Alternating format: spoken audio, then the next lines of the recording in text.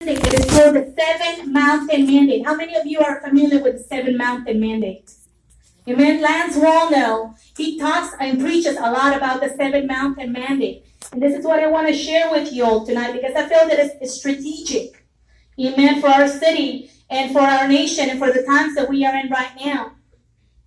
And so the Seven Mountain Mandate speaks that the church, it's one of the mountains, but society itself is divided in 7 different mountains. You'll be able to identify with at least one of these. These 7 mountains are the arts and entertainment industry is the first one. Now within that mountain, we see the actors, the singers, the movie producers, the screenwriters, the designers, the models, the photographers, the dancers, the record producers, the sculptors, and the painters. Okay? The second mountain is the business, which is factories, Fortune 500 companies, large corporations, chain stores, restaurants, supermarkets, the drug industry, the food industry, and the hospitals. Now let me ask you, I'm going to stop here for a minute. How many Christians do you know that are dominating at least one of those mountains right now? How many? We see very few, right? We see maybe Tebow, we see maybe Curry from the NBA, but how many people do you know that are actually well known, that are having an impact in society right now? In the arts and entertainment mountain, and in the business mountain?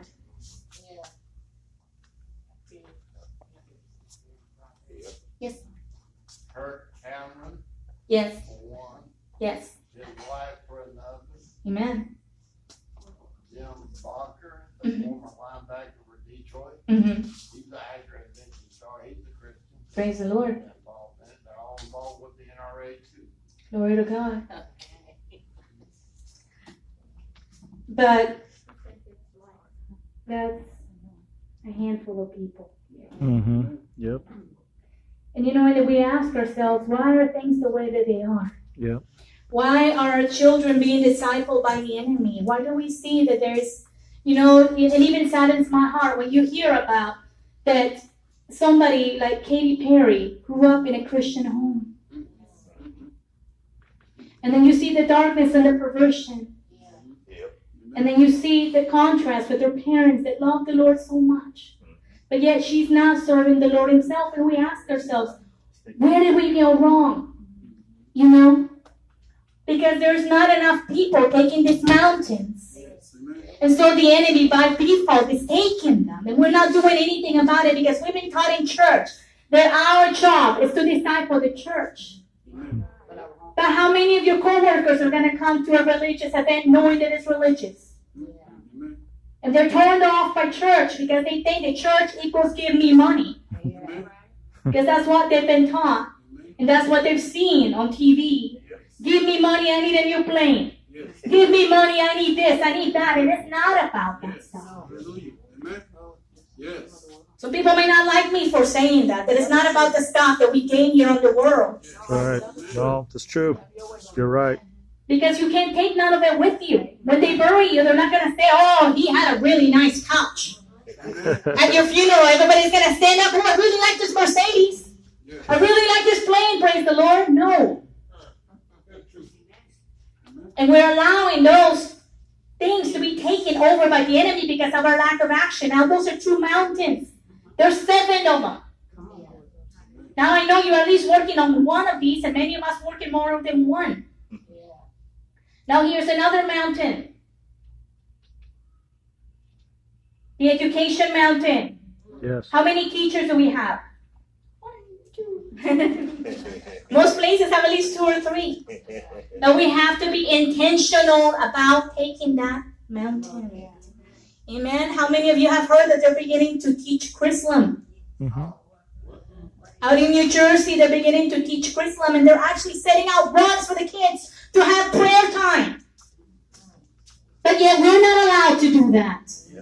We're not allowed to just come in whenever and give our children a Bible study. Some parents tried to do it outside of campus. And the actual principal came and had a word with him. He said, you can't do this. He said, but we're not even on campus and we're just feeding the kids. We don't care. You're not allowed to talk to them about religion. But we're allowed to talk to them about the LGBTQ, whatever else. Mental disorder that they're trying to pass as being normal and being an identity. Oh, speak When it. it's really just bondage and really truly a mental disorder. Yes, it is. A lack of light. Yes. A lack of understanding. The enemy blinding their eyes and making them think that they are something that they're not. Come on, please. Amen. Teach it. Go ahead. So you as teachers, you have a responsibility. Yeah. And the Lord has called us to be what? Right. The light of the world and the salt. Because if the salt loses the saltiness, what good is it? Yes. We can't be lukewarm. We can't be politically correct. Church, this is not the time to be playing games. The Lord is coming back for a church that is spotless, without wrinkle. We're not there yet. We're too scared. We're not saying enough like we should be saying. The fear of man has gotten so deep within us that there's even people taking cross out of the church so they won't offend. Amen. The cross is offensive. Yes. And I'm so, hallelujah, I am so grateful for Pastor Gary that he does not try to be PC. He does not try to appease. He's not worried about, well, what if somebody leaves and they're a big title? He doesn't care. Amen. He's going to tell it like it is. He's going to preach the blood of Jesus. He's going to preach Amen. the truth. He's going to preach the cross, and we need to do that everywhere we go. Yes. Amen. The cross and the blood of Jesus is just as relevant today as it was 2,000 years ago. Yes. Amen. It's not about being cool and using, cool lingo and cool language. Yes. Thank you, Lord. Even if you're called to young people, it's not about that. Exactly. It's about being genuine and truly on fire. Yeah. Yes. Amen. Amen. Smith Wigglesworth said, I would light myself on fire and people come and see me burn for miles. Yes. Hallelujah. Because it was true what he had. It was something that if you touch him, it would rub off on you. And that's how we ought to be. Yes. We're not contagious. Yes. Amen. Because we're neglecting our first love. We're neglecting what the Lord has given us because we're afraid that we may not have all the right words and all the right answers for people. Amen. And so the enemy silenced us. So that's just 3 mountains out of the 7. Now, how many of you are parents? Okay. The family mountain. Yes. Who's ruling in your home? Is the TV ruling in your home? Amen. Amen. Is the media discipling your children? Amen. Who's discipling your children? Yes. Are you being proactive about teaching them about God? Amen. Or are you letting somebody else do it for you? Yes. It's not the job of the school to teach your children. Amen. It's your job Yes. to teach your kids right from wrong.